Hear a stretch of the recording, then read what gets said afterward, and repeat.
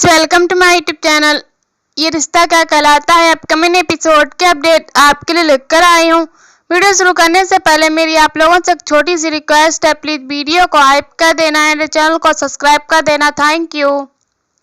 अरमान doctor का इंतजार कर रहा होता है जो अभीरा का चेकअप करने गई हुई होती है। वह सोचता है कि डॉक्टर को अब तक अभीरा की हालत के बारे में पता चल गया होगा। कावेरी से सब्र करने को कहती है और बताती है कि यह शहर की सबसे अच्छी डॉक्टर है। तभी डॉक्टर आती हैं और अरमान को बताती हैं कि अभीरा इतने दिन जेल में रही है और उसे काल कोठरी में भी रखा गया था, इसीलिए वह अभी भी सदमे में है। जेल का ट्रॉमा उसके अंदर बैठ गया है और उसे ऐसा लगता है कि वह अब भी जेल में है। ये जानकर सभी हैरान होते हैं। अरमान कहता है कि उसने केस जीतते हुए देखा है, तो उसे ऐसा क्यों लग रहा है। डॉक्टर कहती है कि जेल इंसान को अंदर से तोड़ देती है।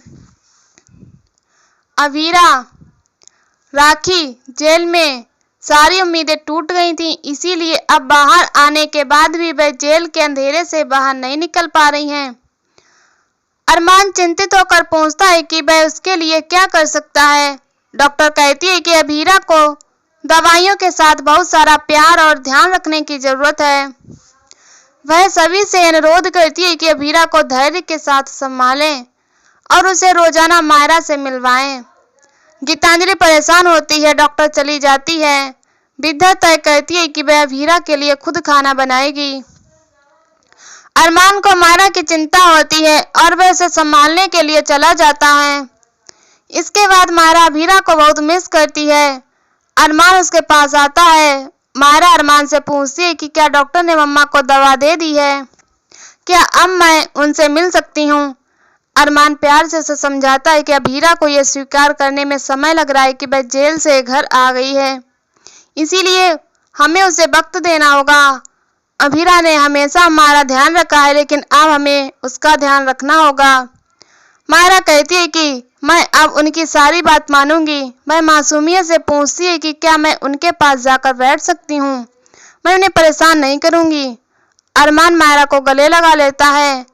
दूसरी तरफ वृद्धा मनीषा से कहती है कि वह अभीरा के लिए खाना बनाने में उसकी मदद करे। मनीषा कहती है कि मैं अभीरा के लिए हमेशा फ्री हूँ।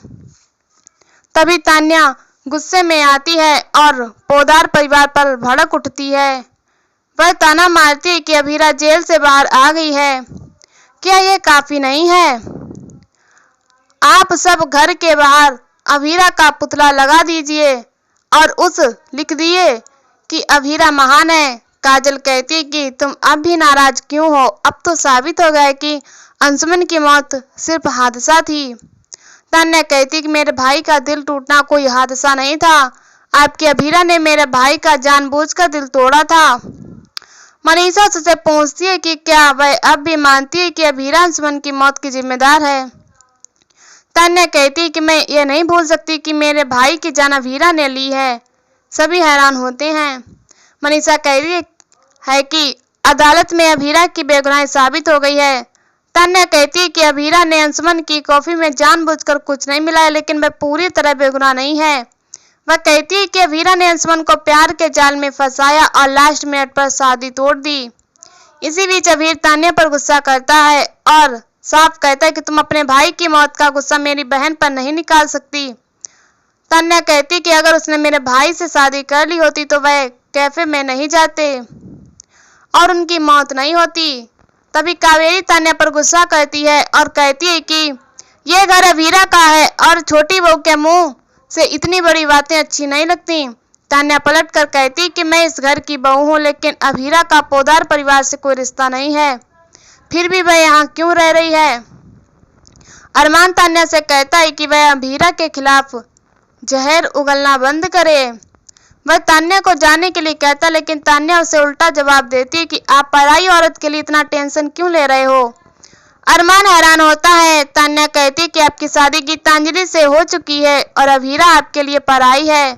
तभी अरमान गुस्से में क्रिस से कहता है कि इसे मेरी नजरों से दूर ले जाओ, तुम इसे शहर से बाहर ले जाओ, क्योंकि अगर इसने अभीरा की रिकवरी में कोई अड़चन डाली तो मैं खुद इसे बाहर निकाल दूंगा। यह सुनकर गीतांजलि दुखी होती है। इसके बाद अरमान अभीरा के पास आता है तो अभीरा घबरा कर कहती है कि तुम यहाँ क्यों आए हो? किसी ने तुम्हें यहाँ देख लिया तो मेरी सजा बढ़ा देंगे। अरमान अभीरा को उसकी पसंद का खाना दिखाता है। अरमान उसे खाना खाने के लिए कहता है लेकिन अभीरा डरी सहमी रहती है। अरमान कहता है कि तुम्हें दवाई भी लेनी है इसीलिए खाना खा लो। मुझे जेलर ने बताया कि तुमने इतने दिनों से कुछ नहीं खाया है। लेकिन जैसे ही जेलर का नाम आता है अभीरा घबरा जाती है। उसे जेल की बातें याद आने लगती हैं और उसे पैनिक अटैक आ जाता है। उसे लगता है कि वह जेल है। वह कहती है कि मैंने इसे नहीं बुलाया है, मैं इस आदमी को नहीं जानती। अरमान कहता है कि तुम्हारी सजा खत्म हो गई है, तुम अब अपने घर में हो। लेकिन अभीरा उसे जाने के लिए कहती है। अरमान उसे समझाने की कोशिश करता है लेकिन अभीरा डर जाती है और कहती है कि मैंने कुछ नहीं किया, मेरी सजा मत बढ़ाना। अरमान दुखी होकर चला जाता है। इसके बाद गीतांजलि अरमान को खाना खाने को कहती है लेकिन अरमान मना करता है। गीतांजलि कहती है कि आप खुद को कब तक सजा देते रहोगे? आप खुद का ध्यान नहीं रखोगे तो आपसे ज्यादा तकलीफ आपकी बेटी और आपकी बीवी को होगी। अरमान हैरान होती है। गीतांजलि से जबरदस्ती खाना खिलाने की कोशिश करती है और जिद करती है। अरमान गुस्से में खाना खाने लगता है। तभी उसके दिमाग में अभीरा को खाना खिलाने की एक योजना आती है और वह चला जाता है। गीतांजलि दुखी होती है। इसके बाद अरमान प्लेट को तोड़ता है और रोटी को जानबूझकर जलाता है। विद्या और मनीषा उससे पूछती है कि वह खाने के साथ ये छेड़छाड़ क्यों कर रहा है। अरमान बताता है कि डॉक्टर ने कहा है कि अभीरा मानसिक रूप से अब भी जेल में है, इसीलिए हम कोशिश करेंगे तो शायद वह जेल जैसा खाना खा लेगी। अरमान विद्या से कहता है कि आप अभीरा की सारी टेंशन आप मुझ पर छोड़ दीजिए। ये सुनकर गीतांजलि दुखी होती है। इसके बाद मायरा और अरमान अभीरा के पास आते हैं। मायरा अभीरा को कहानी सुनाते हुए खाना खिलाने की कोशिश करती है और अभीरा उससे खाना खा लेती है। ये देखकर अरमान खुश होता है।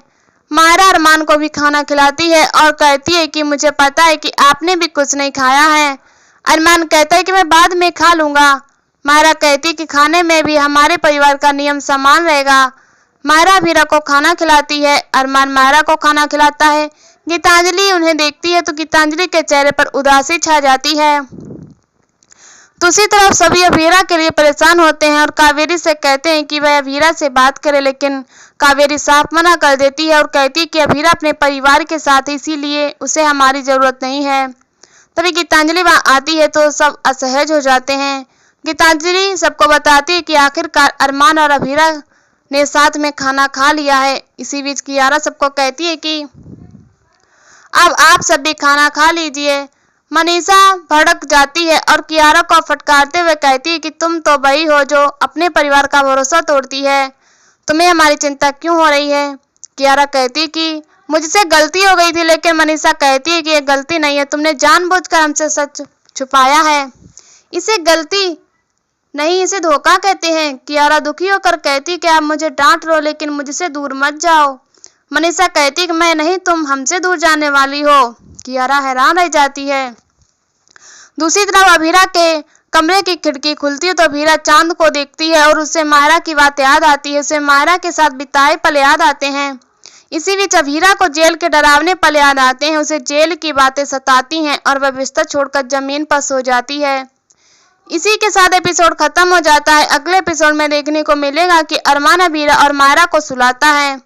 विद्या अरमान को समझाती है और कहती है कि तुमने गीतांजलि से शादी की है, इसीलिए अब तुम्हें उसे पत्नी का हक देना होगा। अरमान अभीरा और मायरा को साथ में सोते हुए देखता है और उससे परेशान हो जाता है और यहीं पर एपिसोड खत्म हो जाता है। इसी वीडियो देखने के लिए हमारे चैनल को सब्सक्राइब करें, वीडियो को हाइप करें और हमें कमेंट में बताओ वीडियो कैसे लगी। तब तक के लिए बाय बाय।